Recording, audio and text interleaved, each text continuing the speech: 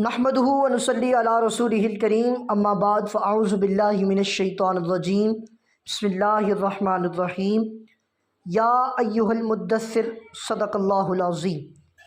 قابل قدر اساتذہ کرام اور میرے ہمت ساتھیوں، آج مجھے جس موضوع سخن پر لب کشائی کرنے کا موقع میسر آ رہا ہے وہ ہے حضور صلی اللہ تعالیٰ علیہ وسلم بحیثیت سپہ سالار۔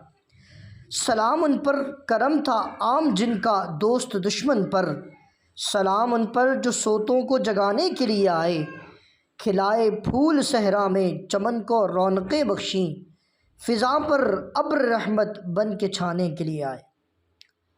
گرام قدر صدر ذی وقار حضور سرور کون و مکان صلی اللہ تعالیٰ علیہ وسلم کی ذات عظیم ہمہ صفت موصوف ہے۔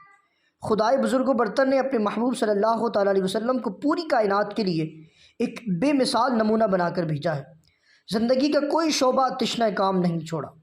آپ نے ہر شعبہ زندگی میں رہبری کا حق ادا کر دیا۔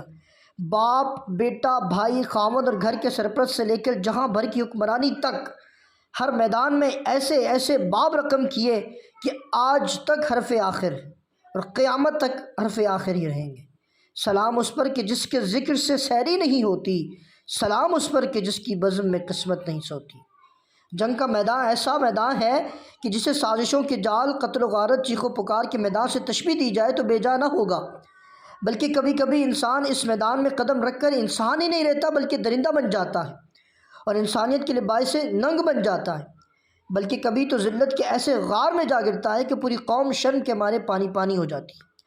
آج کی اس نشست میں ہم اس میدان میں قدم رکھنے والے کسی ایسے سپاہی کی بات نہیں کر رہے اور نہ کسی ایسے قوم یا فوج کے سپہ سالار کی بات ہو رہی ہے، بلکہ آج ہم اس یکتا روزگار یگانہ زمانہ کی بات کر رہے ہیں جو پوری کائنات انسانیت کا سپہ سالار ہے، کہ جس کے سامنے قیامت تک کے لیے رہبری کا وسیع میدان ہے۔ بار الہ میری زبان پہ یہ کس کا نام آیا کہ میرے نطق نے بو سے میری زبان کے لیے۔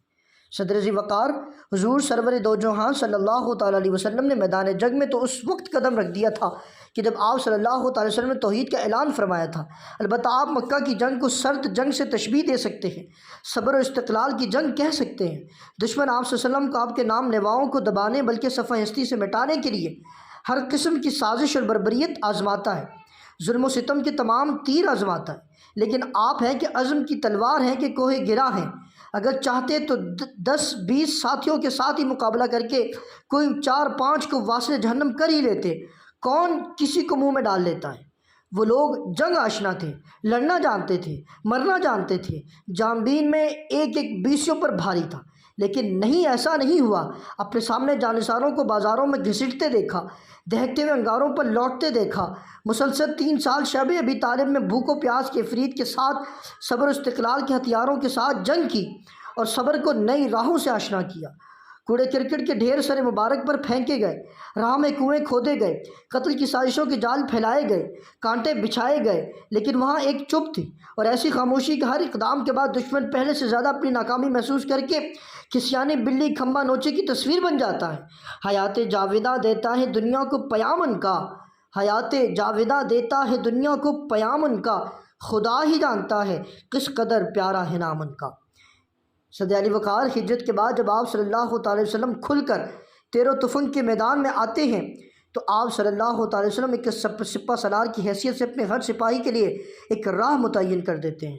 اس جنگ کے میدان کی بھیانک غار میں بھی یہ راہ انتہائی حسن و جمال کا مرقع ہے۔ سب سے پہلا سبق اللہ تعالیٰ کی راہ میں صرف ان سے لڑو جو تم سے لڑتے ہیں۔ اگر وہ صلح کی طرف جھک جائیں تو تم بھی جھک جاؤ۔ غرض آپ صلی اللہ تعالی وسلم نے فرمایا کہ ہماری جنگ ملک گیری کی جنگ نہیں ہے بلکہ اللہ تعالیٰ کے پیام کو عام کرنے کے لیے ہے۔ جنگ کافر فتنہ و غارت گری است، جنگ مومن سنت پیمبری است۔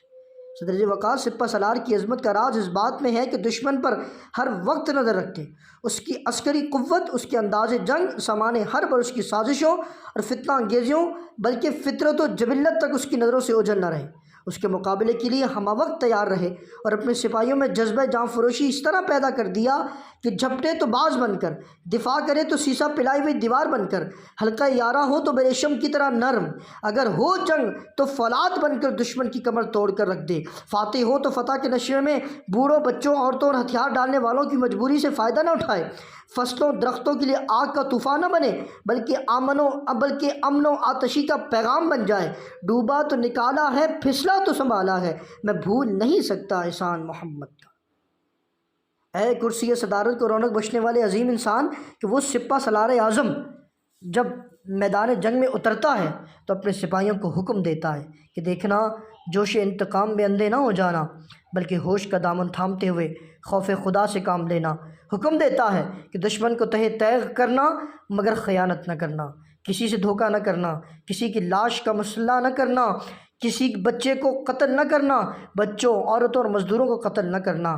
آپ نے اپنے فوجیوں کو کھیت اجاڑنے، درختوں کو بے ضرر کاٹنے، شیرخوار بچوں اور جانوروں کو قتل کرنے اور کنوؤں میں زہر ملانے سے منع فرمایا۔ آج مہذب کہلانے والا معاشرہ آپ کی اس حکمت کو ملاحظہ کرے کہ آپ نے جنگ جیسی خوفناک چیز کو بھی رحم و کرم کا عینادار بنا دیا۔ میں آپ کے ذہن کے دریچوں پر دستک دیتا ہوں، بتاؤ کیا فتنہ و فساد کی آگ بجھانا اور معاشرے کے امن و امان کو غارت کرنے والوں کی بے کرنا نوع انسان کے لیے رحمت نہیں ہے؟ یہ وہی کر سکتا ہے کہ جس کے سر دنیا کا سب سے عظیم سپہ سالار ہونے کا تاج زیب تن ہے۔ میں اپنی تقریر کا اختتام اس شعر پر کرنا چاہوں گا کہ اقبال نے کہا تھا کہ وہ دانہ سبل ختم الرسل مولائے کل، جس نے غبار راہ کو بخشا فروغ وادی سینہ۔ والسلام۔